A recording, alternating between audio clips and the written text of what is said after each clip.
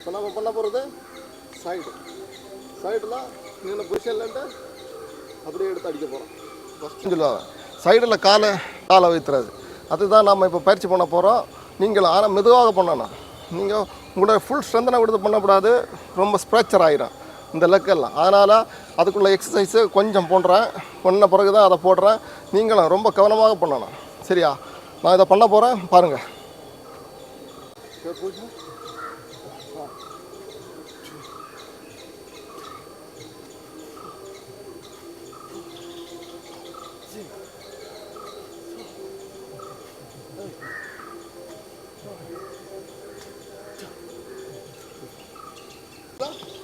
Right leg பண்ண போகிறோம் பாருங்க. சரி, பொசிஷன் போட்டுட்டு 1 2 3 4 5 6 7 8 9